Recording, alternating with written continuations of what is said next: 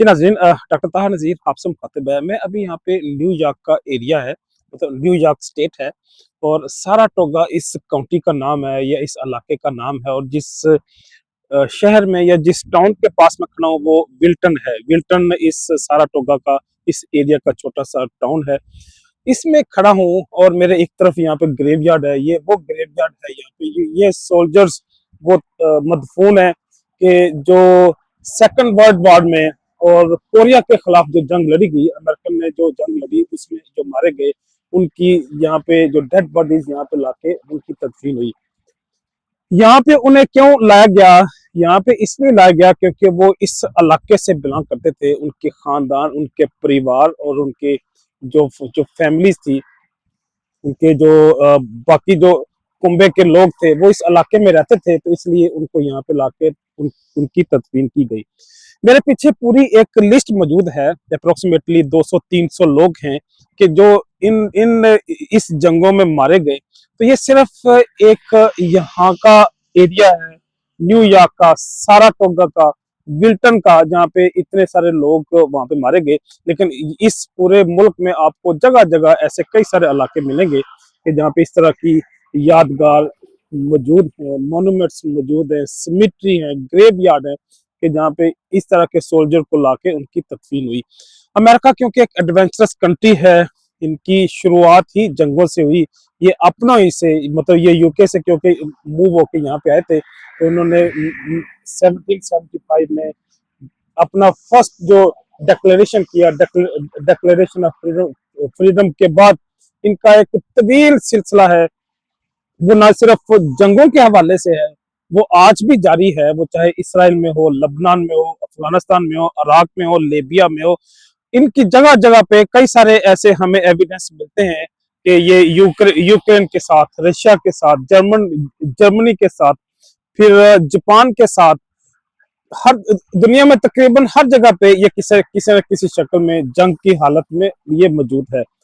बल्कि ये physical fight के साथ साथ एक जो कोल्ड कोल्ड वार है, जो इकोनॉमिकल वार है, उसमें भी ये इंगेज है। वो चाहे चाइना के साथ हो, वो चाहे रशिया के साथ हो, इंडिया के साथ हो, ये कई सारे पहलुओं से इंगेज है जंगों में, फाइट्स में, डिसएग्रीमेंट्स में, कन्फ्लिक्ट्स में। तो गोया जब फिजिकल फाइट होती है, जब वेपन्स इन्वॉल्व होते हैं, जब आप मैन मैन पावर को डिप्लॉय करते हैं, तो फिर लोग शहीद भी होते हैं।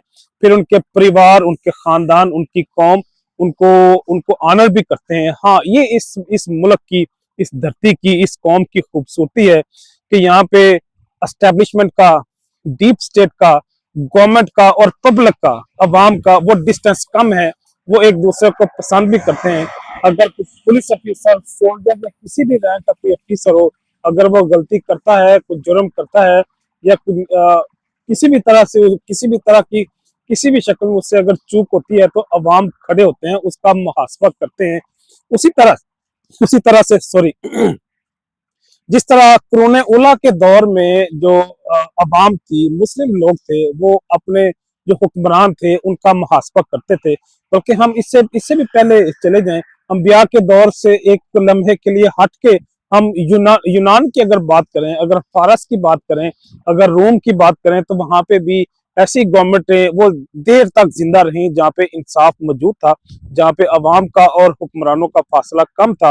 लेकिन अगर ये फासला ज्यादा हो जाए, तो फिर नेपाल की तरह, फिर श्रीलंका की तरह, इंडोनेशिया की तरह वाकयात रोनमा होते हैं और वहां पे पॉलिटिकल अनरेस्ट हो जाता है।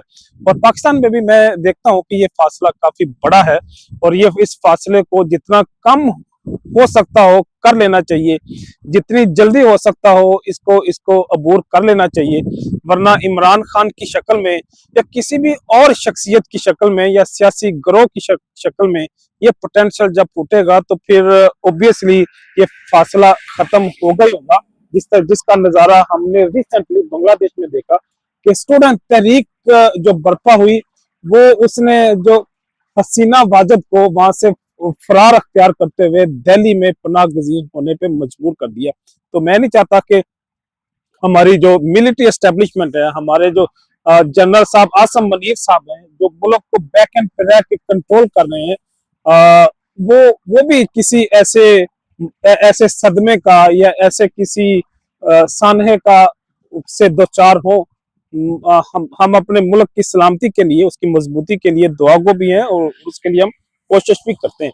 तो गोया यहाँ पे खड़े होके न्यूयॉर्क के अंदर ये सारा गोवा साराटोगा के एरिया में, ये विल्टन टाउन में, जहाँ पे इतने सारे जो इनके सोल्जर्स हैं वो बरीड हैं, ये यही पैगाम आपके साथ शेयर करना मकसूद था कि जितना फासला मिलिट्री का, अवाम का, फौज का, हुकूमत का और पब्लिक का कम होगा, उतनी ही कौमें तरक्की करती हैं, आगे से आगे बढ़ती चली जाती हैं। इजाज़त चाहूंगा। अल्लाह हाफिज।